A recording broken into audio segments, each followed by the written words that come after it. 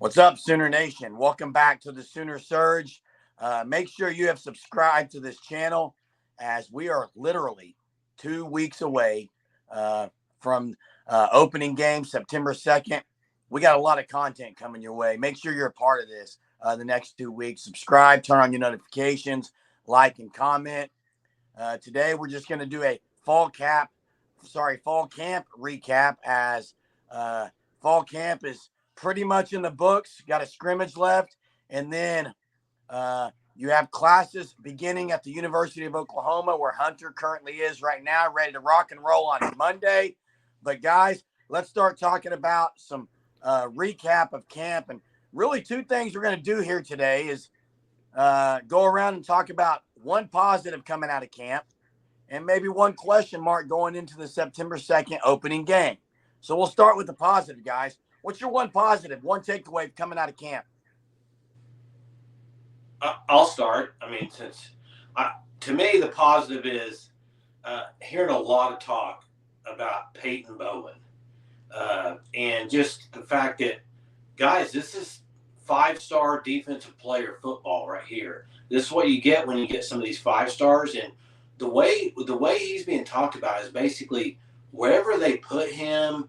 I think I saw an interview with him last week. He was put in 4 or 5 positions. I mean, he seems to be just wherever he's at. He's learning. He's fighting for a spot. I mean, it's just like this guy. That's a huge positive to me because, and I'll kind of put all that in together with the whole back end of the defense because. RSJ is coming on as well. Heard good things about him. You got Pearson, the transfer, who has made some plays. He's a big hitter, guys. I mean, we've seen him in college. He's a really good player. So you got him on top of Artie Bowman. Let's see, who am I missing? You got Key Lawrence there. You got I'm trying to think. Am I missing somebody? I guess you can throw in Kendall Dolby. He might play. Yeah, he's probably going to play more corner, but yeah.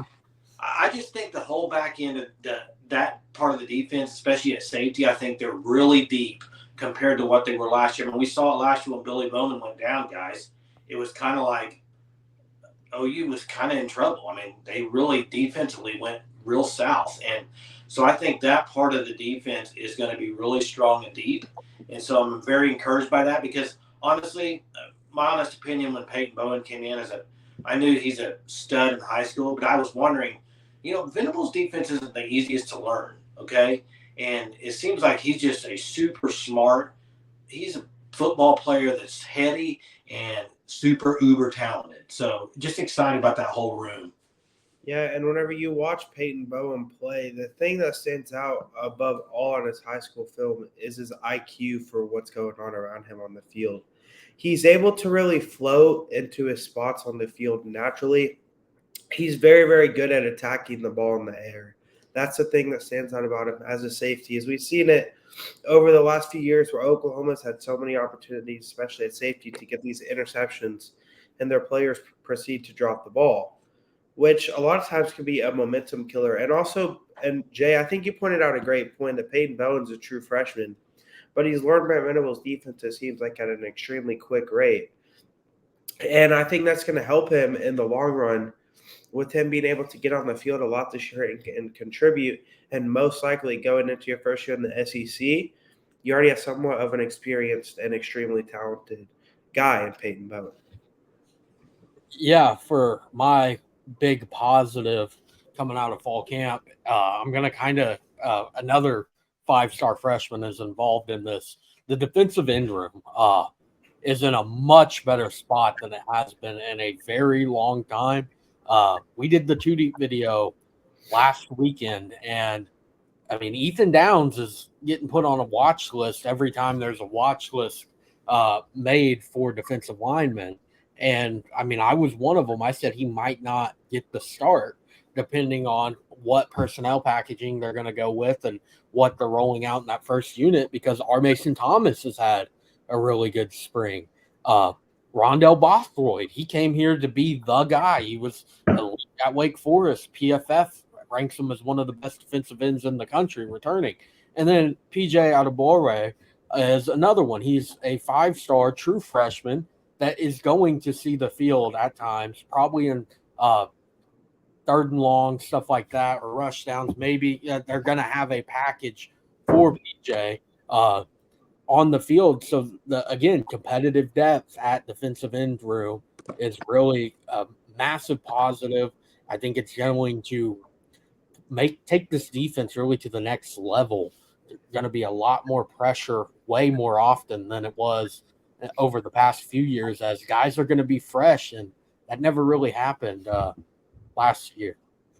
Yeah, and Hunter, you're right on that position group, because there's also some other guys that can kind of slide over there and fill that with Trace Ford, maybe, possibly. And then there's someone that really hasn't been mentioned at all. And I saw tape of this guy a couple of days ago, and he's put on some weight, guys, and he's a lot bigger. Stripling. Now, have you seen Stripling? Stripling may surprise some people just getting a sack, coming in and relieving someone. But I'm serious. He does not look the same. Not many of them do under Schmitty, and that could be a huge positive. Just really the strength and conditioning program that they have there a year under Schmitty. But I'm going to say that on my positive, I'm going to go with really someone who I've been very critical of, and I'm going to sing the praise of DG, which is shocking, I know. But everything that we've heard from anyone who's watched scrimmages, who's watched practices, is that DG is different than he was last year at this time. I think that is a major positive. We know how important the quarterback position is, how big it's been at the University of Oklahoma, and really just go look across the country. The teams winning championships have stellar quarterback play. So it seems like DG has taken a step in the right direction, that he's obviously more comfortable, that he's obviously stronger, that he obviously has not been intimidated by the freshmen, right? Because that was, I think, some of the worry was, how's he going to respond to this Jackson Arnold? And it seems like everything that Sooner fans wanted to happen with Jackson Arnold pushing DG to be better, right? DG responding. It seems like that's what we're getting. And he's also seemed to also improve his leadership. So I think the DG improvement factor is probably, in my opinion, the biggest positive coming out of fall camp. Yeah, and with Dylan Gabriel, we saw a different Dylan Gabriel against Florida State for sure, Jeremy. And I think kind of some of this approaches back to now Oklahoma this year, especially Dylan Gabriel, is going to be playing with that underdog mindset, because they know that they went 6-7 last year, and not everything is going to be given to them just because they're Oklahoma. Hey, real quick, I understand what you're saying on that, but they're going to be a favorite in every game except maybe Texas. So, yes, I understand what you're saying, but the underdog, I would rather them go out there with the "we're better than you" attitude. Yeah, and I also The think underdog mentality is the fact that they're ranked 20th nationally. They may be considered an underdog. They were 6-7, like Jackson said. Yeah. And Oklahoma's being super underrated nationally as well, I think. You know, a lot of the preseason polls, Oklahoma sees them, whether or not the players say they pay attention to them. I know there's some big college football analysts that don't even have Oklahoma ranked right now, which is understandable because Oklahoma, to be honest, they don't even really deserve to be ranked number 20 in the preseason. Jackson, hold up, Jackson. You can't say they're underrated and then say that they shouldn't be rated. You said they're one of the most underrated.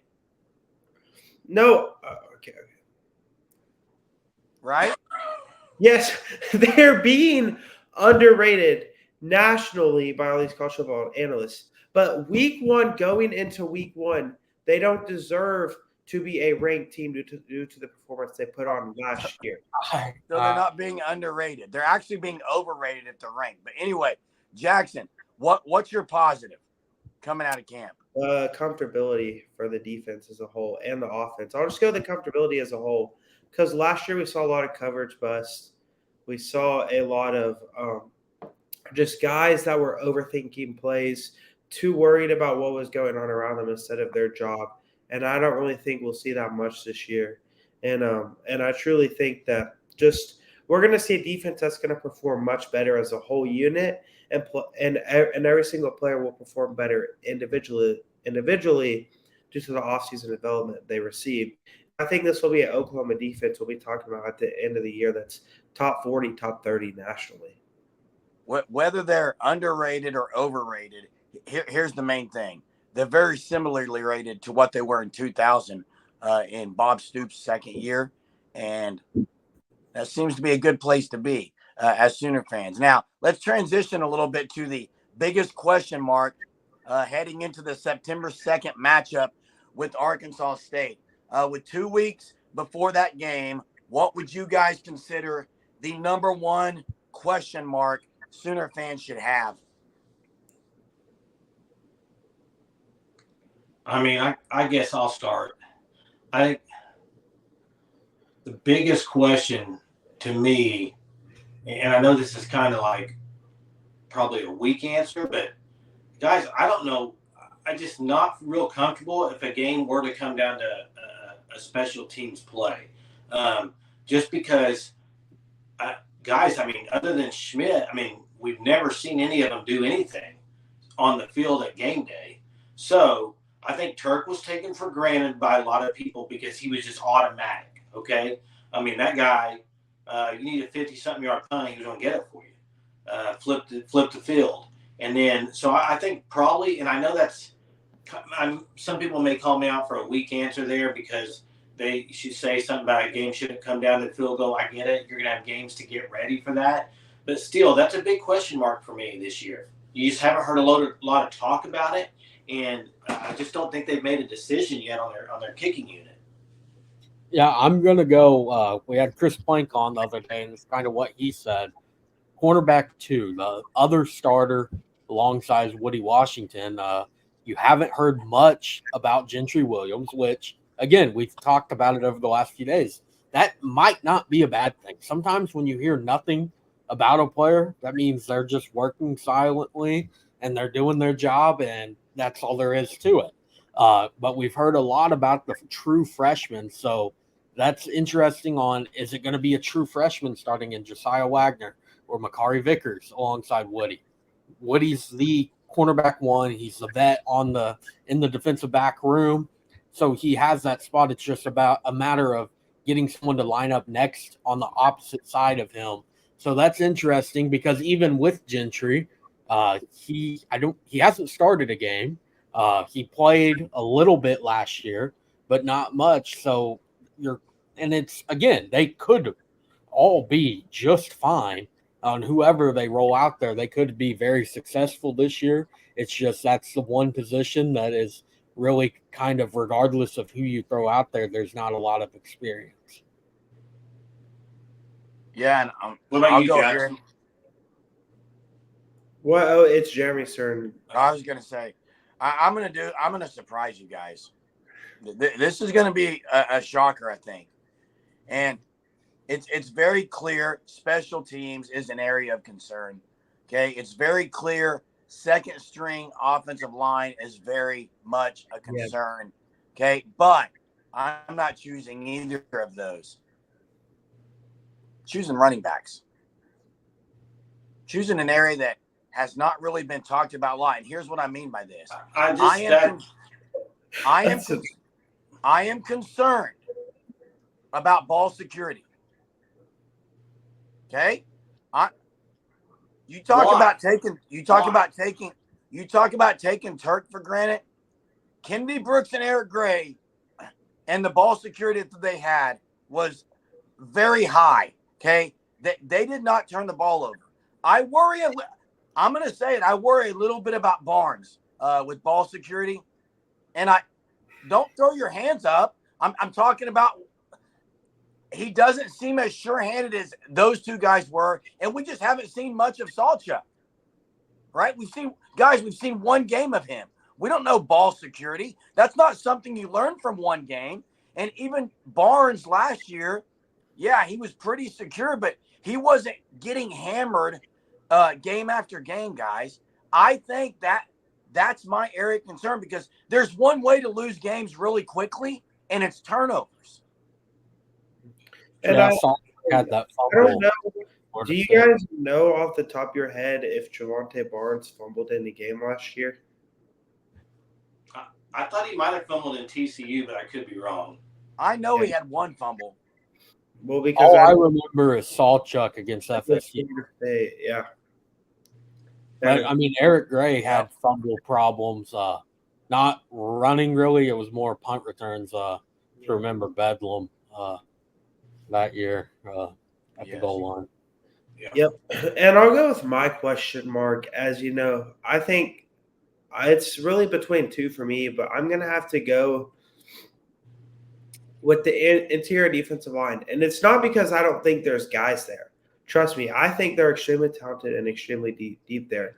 I just don't know who's going to step up there and be that consistent every single game playmaker, because obviously Dejon Terry had shown it in flashes at Tennessee in the SEC. Okay, Coe has shown it in flashes. Okay, Jordan Kelly, he's not going to be a game changer, but can Oklahoma this year have a game changer in the middle of the defensive line? That's what I'm wondering most. I mean, that's a good point. The thing is, I think I don't know if they need I don't think they're going to have a guy that's going to be just there every day. I think they're going to be doing so much rotation there. There's going to be a handful of guys, and hopefully them together can make a huge impact on the game. Guys like Coe, Kelly, Terry, Gilliam. I mean, we can go on and on. Yep, and there's going to be maybe a game against, let's say they have a very close game in the end against Texas, right? In Oklahoma, they maybe have pressure on the goal line. It's third and goal or something. Oklahoma, if they get a stop, they win the game or something like that. Who on the interior of the defensive line is going to get a massive pushback and just wreck everything in the middle and cause Oklahoma? Dejon Terry. Hey, on that though, Jackson, if you want to talk about the whole team in general going into the year is a big question, the run defense has to be way better. Oh, yeah. I mean, last year it was horrendous the second half of the year. It was awful. So the run defense, and I know they had a lot of tackles for losses and stuff, but there were some games they got gashed. I mean, specifically, I can go back to TCU just on the end and everything, just quarterback. I mean, it was bad. So they have to be better at stopping the run. And Venables' defense is, it's set upon stopping the run. You can't do everything else you want to do if you don't stop the run. And going back to really what a question mark is, guys, something that we're not sure of yet. That's why ball security. I think that's why the special teams. All these are just things that I think Sooner fans. And another big one would be time management and coaching, in-game situations. Right, that's got to be better than last year. You would hope it would be. So I think that's another maybe you could say area of maybe concern heading into this season. Yep, I think that's very true. And really overall, just there's maybe a lot of question marks, but those question marks, it's not like Oklahoma just doesn't have a guy there that can maybe make a play at those spots. It's just it hasn't been proven yet on the field, which I think is honestly a good thing in a way, because it shows that how much the depth has improved. And that was the word all offseason. It may be my favorite word. It's competitive depth. And it's so true. I feel like every episode we relay it, but just that depth is there at every single position, and it's going to help Oklahoma a lot this year. I mean, if there's a drinking game with the word competitive depth used, it would be scary. How much you use that word. A drinking game. Yeah, it is. Yeah, Unfair Sports did it the other night. They were doing it every time competitive depth was mentioned. So nice. Yeah. Okay, yeah, I figured it'd be out there. But guys, you know what the good news is? We just went through all the question marks and really never even had to talk about worrying about really like players and who they're going to have at positions, because like you said, that doesn't seem to be the concern because they built up a great roster. These guys are strong and ready, and we can't wait for 2 weeks to get after it against Arkansas State. Right now, make sure you've subscribed to the channel. That you're a part of this Sooner Surge family. we've got a whole lot in store for you guys the next couple weeks. You don't want to miss College Game Day. Soon at you on Fridays each night before every game this season. We're planning stages of that. It's going to be exciting. You don't want to miss it. Till next time, guys. Boomer. Boom.